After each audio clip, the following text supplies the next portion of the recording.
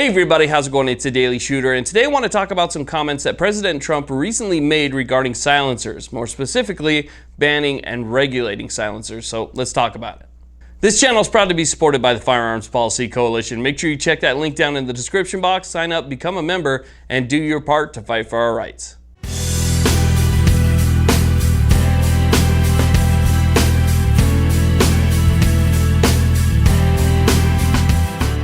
Okay, so let me give you guys just a little bit of backstory here in case you don't know what's going on.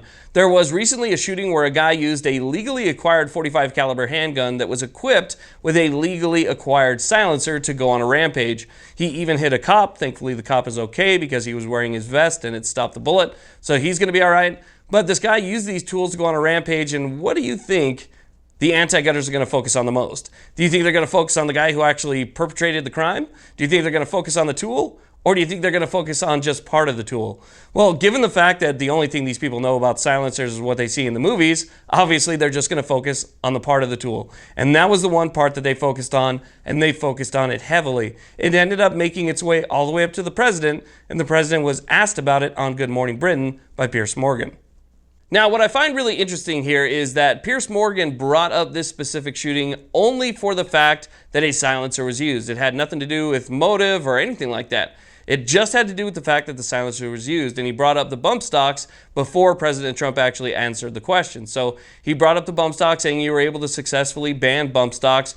Would you consider regulating or further regulating silencers? We all know that when it comes to silencers, they are already ridiculously hard to get. They are very highly regulated. They are part of the NFA. You have to wait a ridiculous amount of time. You have to pay $200. You have to get a tax stamp. You have to fill out a bunch of forms. It's not something that you can just walk into a store and pick up. You know, you have to go through a very lengthy process. So they are already highly regulated. But again, it's the president's comments that really threw me off and got me extremely angry. Now, the president did say some other pro-gun stuff a little bit later on down the road, but let me go ahead and give you the comments that he gave to Piers Morgan just to start here. So he said, when Piers Morgan asked, would you consider regulating silencers? Trump said, I'd like to think about it. I mean, nobody's talking about silencers very much. I did talk about the bump stock, and we had it banned. And we're looking at that. I'm going to seriously look at it. I don't love the idea of it, the president told Piers Morgan on Good Morning Britain. So he says he's looking at it.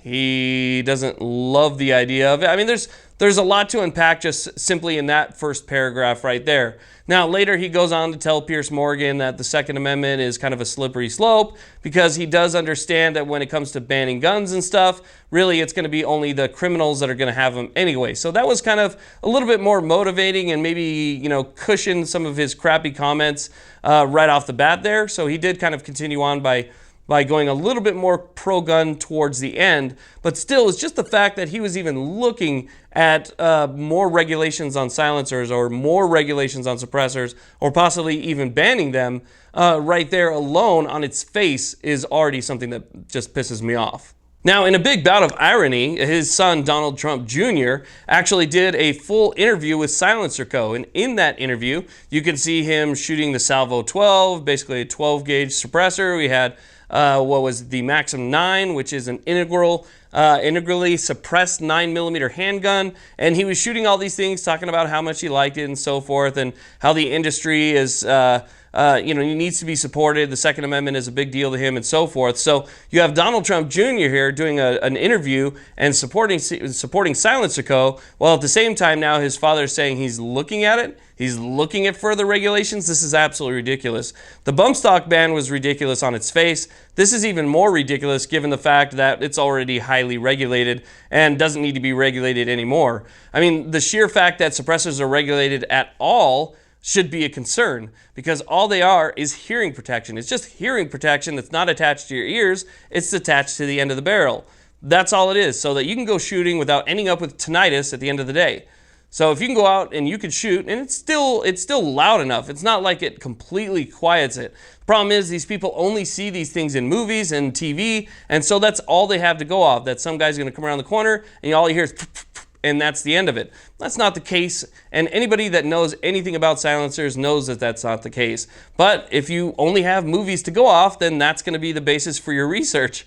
And that's the bottom line for these people that are fighting to have these things taken away from us.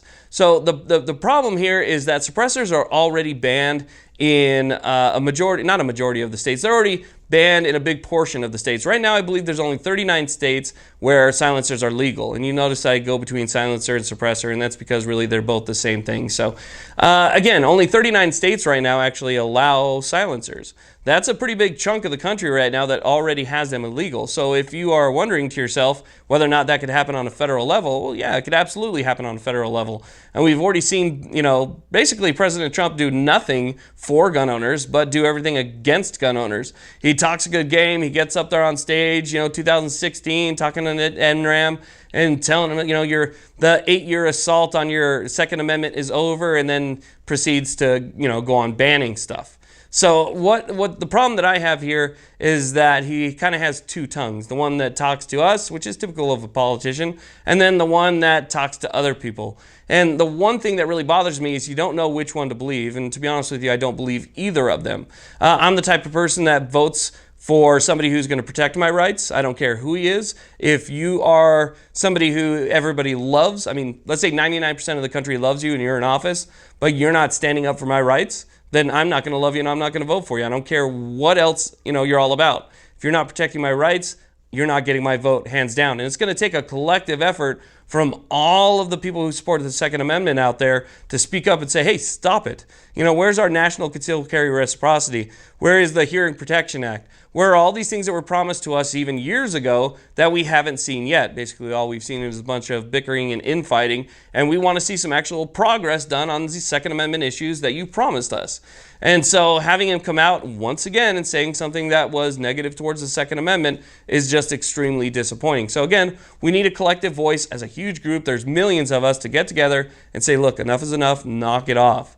And so that's what needs to happen. Anyway, if you want to support a group that actually does fight back against these types of things, make sure you go down in the comment section. They are a sponsor of the channel, the Firearms Policy Coalition. Sign up and become a member. Thank you all very much for watching. I really appreciate it. Please like, subscribe. Have a great day.